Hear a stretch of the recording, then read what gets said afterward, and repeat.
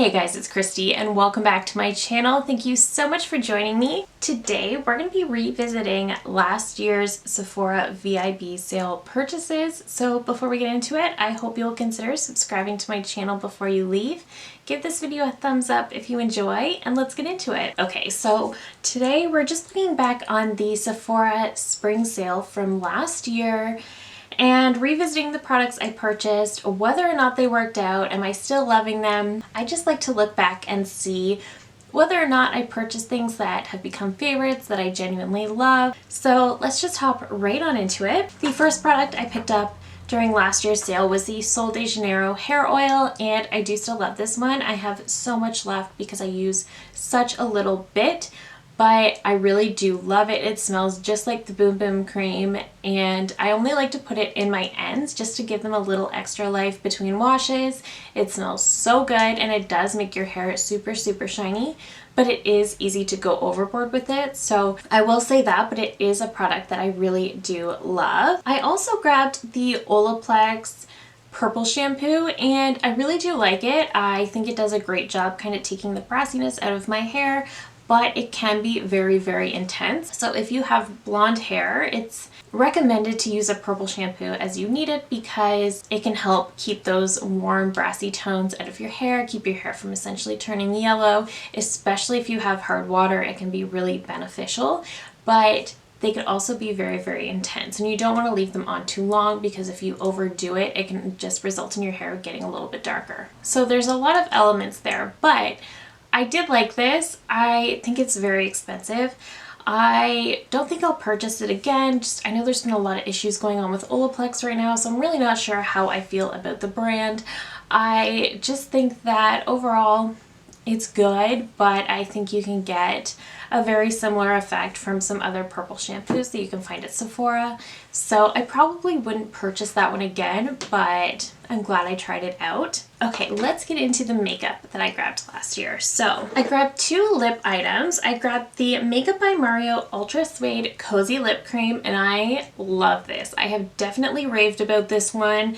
I have the shade Almost Bare. I don't think this is at Sephora Canada anymore. I think it's only on his website, but I highly recommend these. They definitely have that soft suede dry down, but they're also super long wearing, but not nearly as drying as most liquid lipsticks.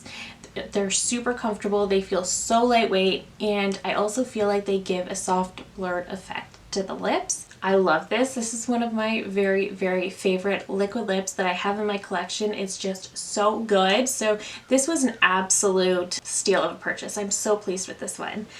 And I also picked up the Makeup by Mario Moisture Glow Plumping Lip Serum. I have the shade Bare Glow, and I do like this as well. I think it's really nice. I don't like that it is messy. I don't like that when you twist it up, you can't twist it back down. But overall, I do think it's a nice product. It does have a slight plumping effect. It does have that little bit of a sting to it, but it's so minor you don't notice it very much.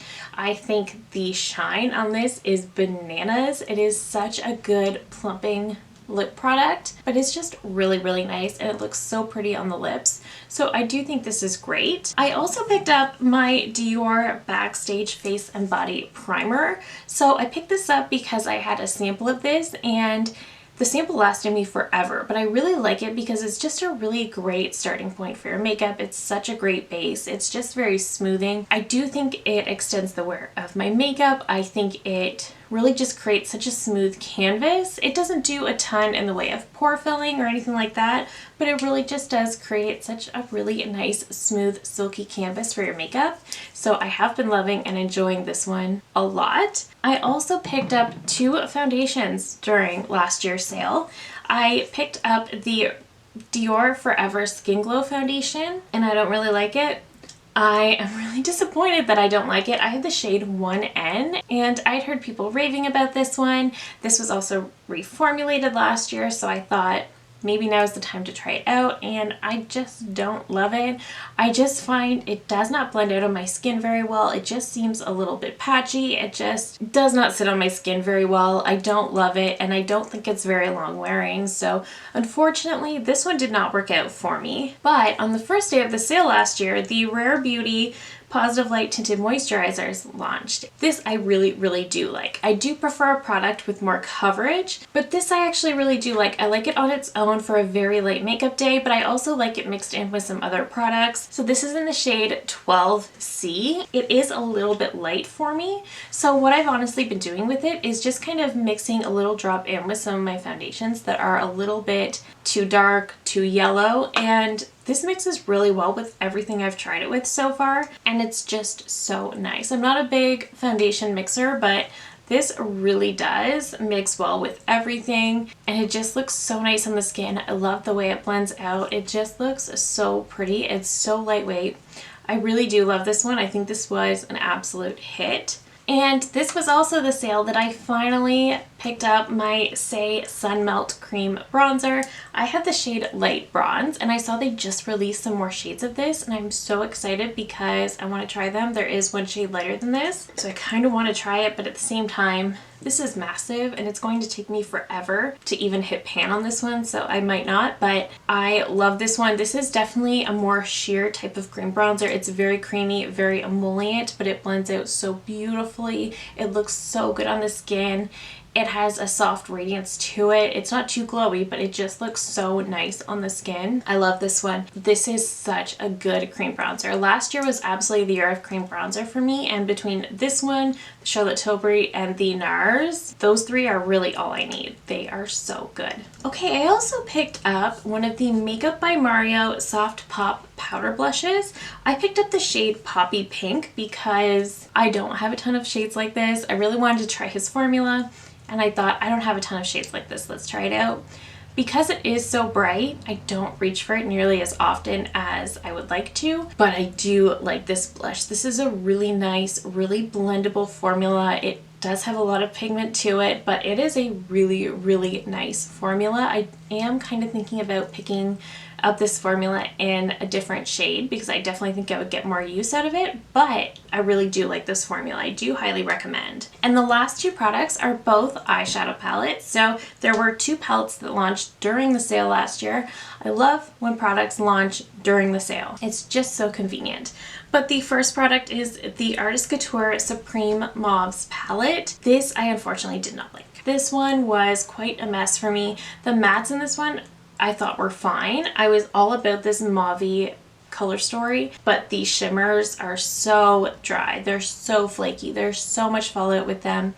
I just do not love the shimmers in this palette, and because that is essentially half the palette, this palette was an absolute miss for me, so that was really disappointing. But the last product that we're going to mention ended up being one of my very favorite products of the entire year, and that is the Patrick Ta Major Dimension 2 Rose palette.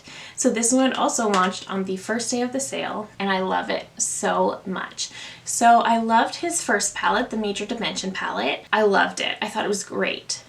But this one is so much better. Somehow between the two palette releases, he perfected the formula. The formula in the first one's good. This one is amazing. I love the way the mattes blend together. They just look so seamless and beautiful, and they really take a lot of the work out of blending.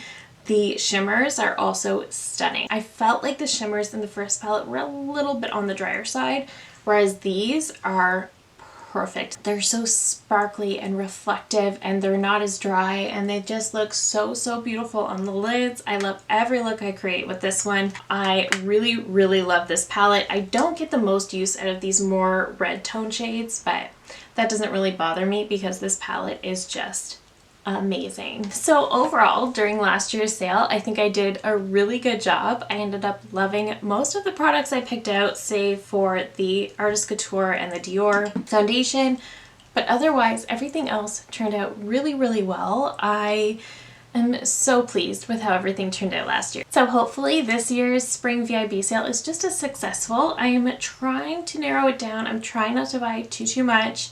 There's not really a ton that I want, so I should be fine. But that is it for today's video. Thank you so very much for watching. If you're new here, I hope you'll consider subscribing before you go. I do upload at least 3 new videos every single week.